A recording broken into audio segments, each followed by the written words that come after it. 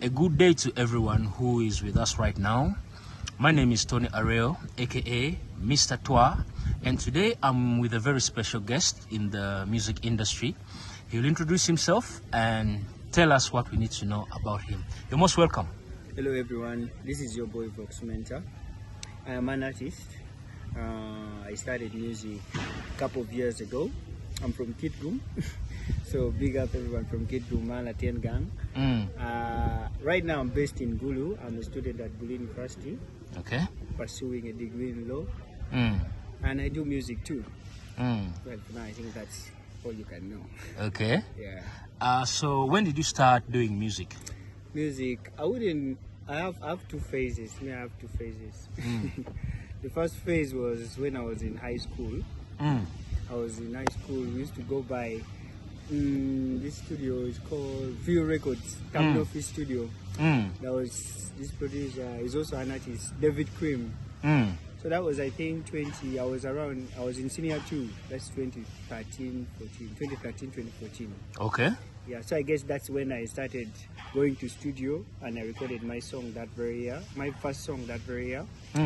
But then, you know, with books coming a lot of issues and there, so I didn't take it so serious. So I first abandoned it, not because I didn't like it, but I didn't know what to do. I didn't know where to start from. I didn't know where to go because it was basically me and a friend, Kata Music. Yeah. So we didn't know much, so we fell off a little bit. But then when I was for vacation, my senior 4 vacation, that's in Kitgum. Kitgum district. I was staying in Apollo ground, which had like up that area had to happen to have Eddie Wizzy's studio. Okay. That is more fire records. So I used to frequent a lot of studios, so I saw the opportunity again coming to my hand. So yeah, I jumped back right in. So here I am. So basically, serious music I started in 2021. Okay. Yeah. So are you like signed to a record label or you're doing things by yourself? I'm doing things by myself, I would say that, but I am attached to More Fire Entertainment. That's family for me. You know? Okay. Yeah. But generally, there's no contractual deal between me and More Fire. It's just family thing, so we push, you know. Okay. Yeah. So how do you balance books and then music? Yeah. I get that question a lot. But let me tell you one thing. I love to do music even when I was in primary. You know, there's this program in school, MDD.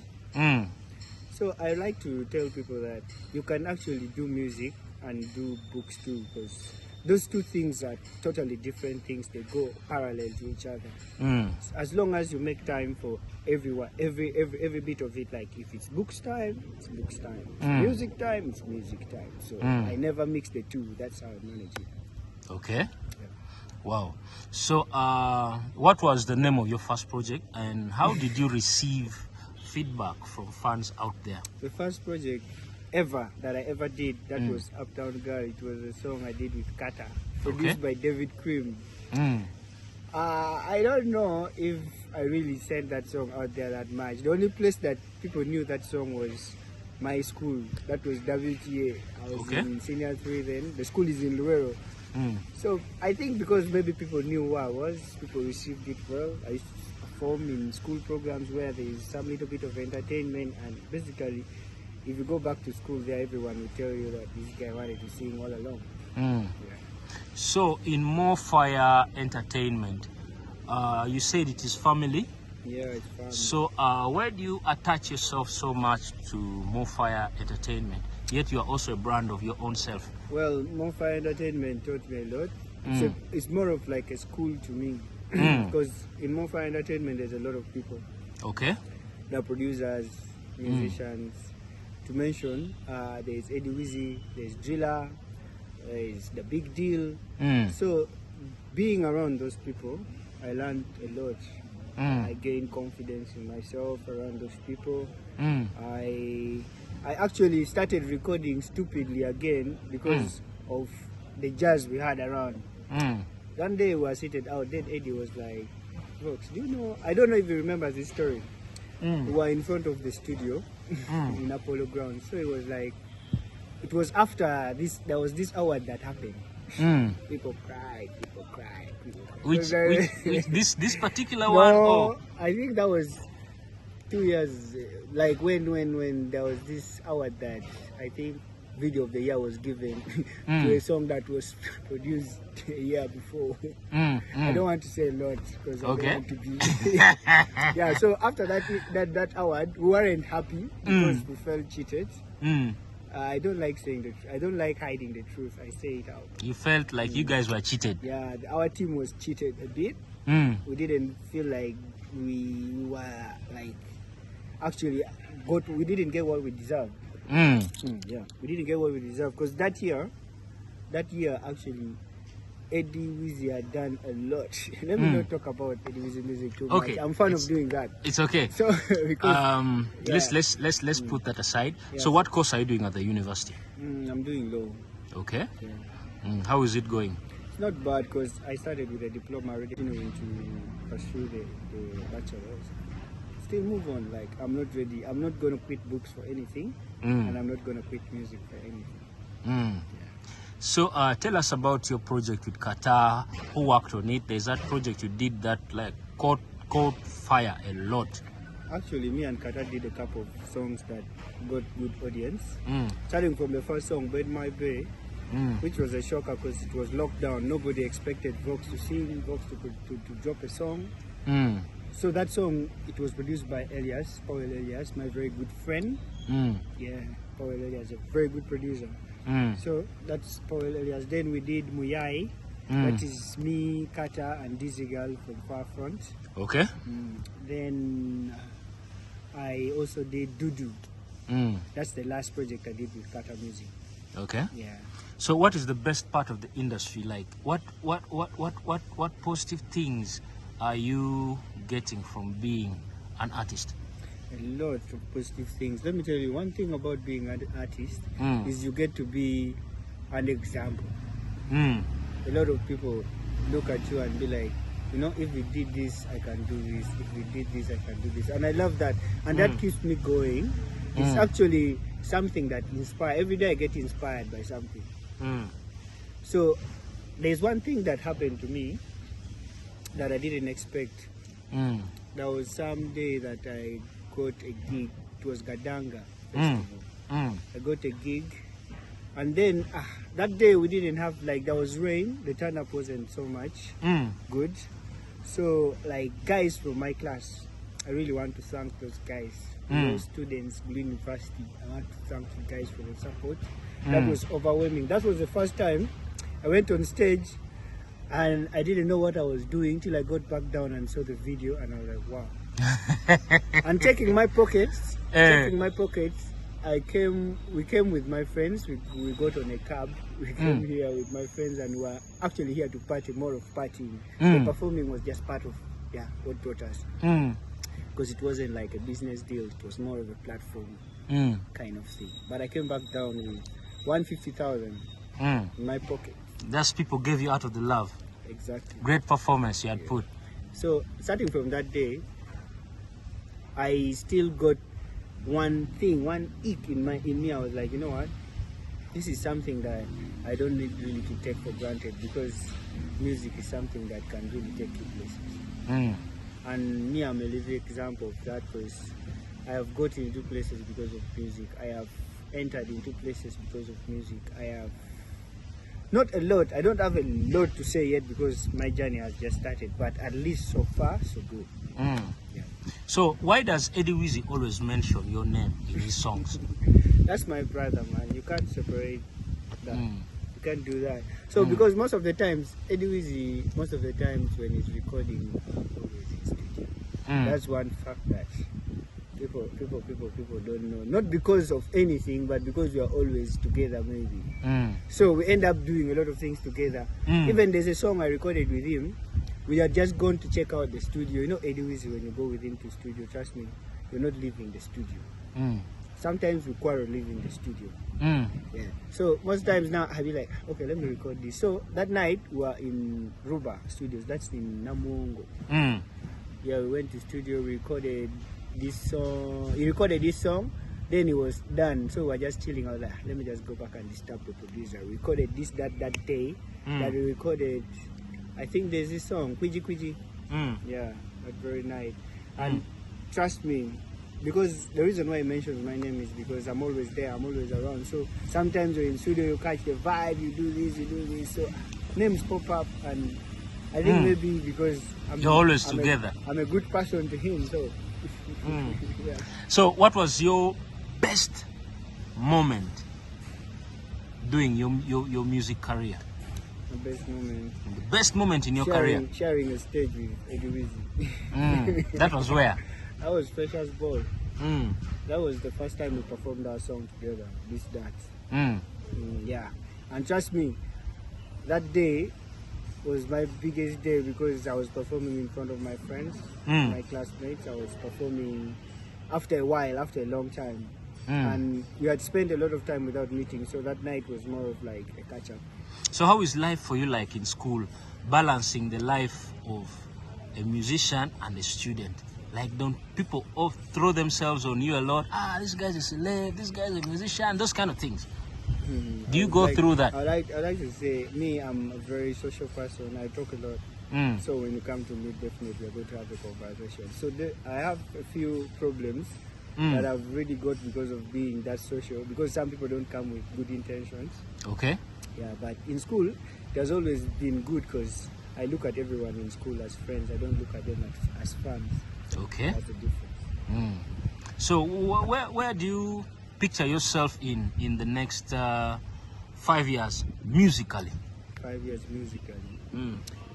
I wouldn't say much, but I think I'm going to be somewhere that because even where I am right now, I didn't expect it. So expect the unexpected. I wouldn't set a limit to myself. So maybe even I will shock everyone. you hear BT. VOKZ Mentor. Wow. So tell us about your new projects. Do you have any projects you're working on currently? Yeah, well, Books has been putting me off lately, but I've put something out there. It's called Call Me. Call Me is a single. It's a love song. Okay. And it's getting good reception. People are loving it. The video is already done. Okay. And I'm just waiting to set it up for you guys. So if you want to get that music, you always know where to get them. YouTube, VOKZ Mentor. If you haven't subscribed, make sure you do that. Spotify, iTunes, everywhere. Every music platform.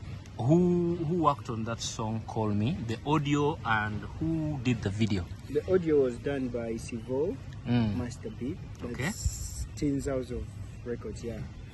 Then the video, I actually decided to work with my boys around the video. Actually, let me not say that's not a video. I've been making a mistake a lot calling it a video. It's a visualizer. Visualizer. Yeah. It's a visualizer. Basically it's just I want to put the picture in your face. That's not the official video, but I'm going to drop it, I think, in a couple of days, not long from now. And it's done by Fiki, Hollywood's Films. Okay. Yeah. So being in this music business for all this time you've been telling me, what are some of the problems you see affecting musicians? A lot. First of all, there's one issue that people don't like talking about that I really want to put out. Okay. We Northern Uganda people, I wouldn't say you people because I'm part of you people. Northern Uganda, we haven't given music a chance yet. Other people have really given music a chance because they have seen where it can take a lot of people. Let me tell you, a musician in Nigeria right now is richer than a lawyer. I think 5 times or even 10 times. But for the unit, do this, go to school, read books. Even when someone is really talented and you see something good in them, nobody cares, nobody wants to know. But if you really want to get money now, music business is something that you can also invest in. Then also with the promoters, I wouldn't say something bad about them yet, but I feel like they need to do more. They need to do Okay, more. maybe try to speak on The what they need promoters, to do more. that I mean like event organizers. I feel like they have been putting a lot of events, but the events are not up there. They don't put a good image on the musicians. However much it's a good platform, they don't invest good sound, they don't invest good lighting, they don't invest. So we are being published badly out there. Like, hey, this musician can perform on this stage. Any promoter can come from somewhere else and do the same thing, even if they can do more. First of all, if this music business has to grow, we need to put a big and good picture. What I mean by a big and good picture is like, what I mean by a good picture is also promoters help in branding, of which they're not doing. They're just busy doing shows, getting the money, they go. I've had a lot of complaints by my fellow musicians where promoters don't pay the balance because the show wasn't a good turn up and all that. But a deal is a deal. At some point you need to understand that it's not about the musician now, it's about you. You've contracted someone to do a job, so you need to also do your part. Okay. Not in bad faith, you guys have been doing well too. You have been doing a lot. You've been giving businesses to a lot of musicians, which is a good thing. Yeah. And then it goes to more radio presenters. Me, I'm talking about airplay because I feel like every time you open a radio station, Bulukan or a kid room or anywhere, you have radio station. Maybe when you Nigerian music, maybe when you Uganda music, maybe when you. I'm not saying music does me because also me myself I listen to such music. Okay. But a radio station, Matikuma local. Really. So you feel like they are not exporting what you guys have, but instead they are importing a lot. Roma, let me explain it in this way. It's like radio stations Magulukan, they start employing presenters will not be presenters from Nigeria because they feel like they talk better or do something better. I don't want to be biased about this. It's not like all radio presenters do that, but I think most do it. The DJs have been doing a lot great. I've seen a lot of collaborations between DJs and artists. The DJs have been doing a lot for us, and me personally, I want to appreciate DJs of all the bars. I've been doing a great job because recently you can hear a mixture of low music in the dance floor. Yeah, so they've been doing good. And then also I feel like the audience need to like really support us because they are all we have. If they want to see us go further, they need to also push us. They're part of this.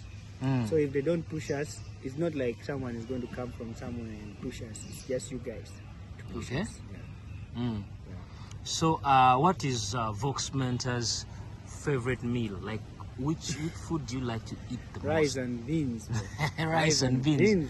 Let me tell you one. Okay, rice and beans. Not any normal rice and beans. My mama's home cooked rice and beans. Your mama's rice and beans from that's, home. That's my favorite meal.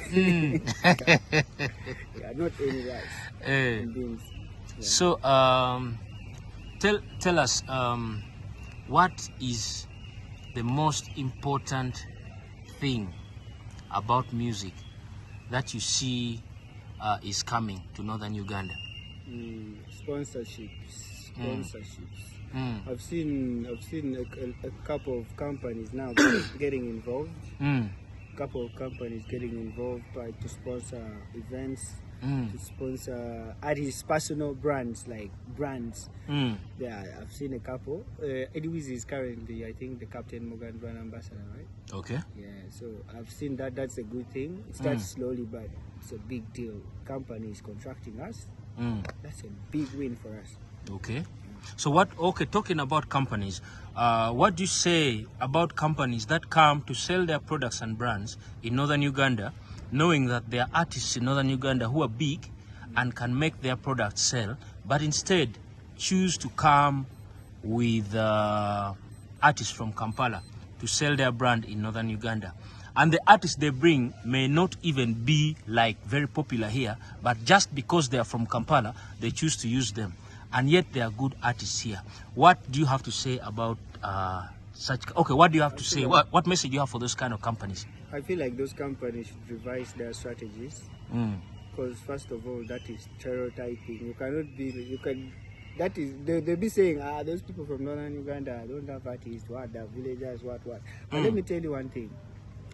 Northern Uganda is not, it's in your heads. You people need to come and explore more. You need to come and see, you need to come and experience.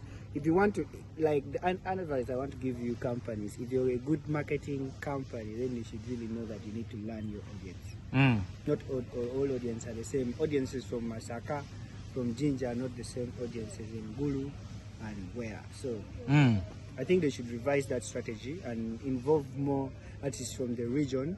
They can put maybe 1-2 from other regions, because we need to also, like, you know, mix our cultures and all that. So I don't think it's a bad thing, but then they need to include artists from that specific region more. Yeah. Otherwise, thank you so much for honoring our invitation. And yeah, what are your last words for your fans out there? My last words to everybody out there, I really need you guys to support our music online, not only on ground, because a lot of our projects are online. We have Spotify accounts. Not all musicians do, but I really think they should, because it's very important. You shouldn't focus on only one market fan base. So get your music out there. We have music on Spotify, which you just need to load data and play. In Spotify, you don't buy music, you just play. Those plays are the ones that like really pay us. And then also on YouTube, subscription. Your subscription matters. Your plays matters. Don't think one video is going to finish your data. No. One video is not going to finish your data. Enjoy it. Don't feel like you can't, because there are very many people out there doing it. So thank you so much. Whoever has already subscribed to the YouTube VOKZ Mentor, just go anywhere, VOKZ Mentor. Thank you so much, and thanks for having me, Mr. Twa. I really appreciate. Bless you. All right, blessings, peace and love.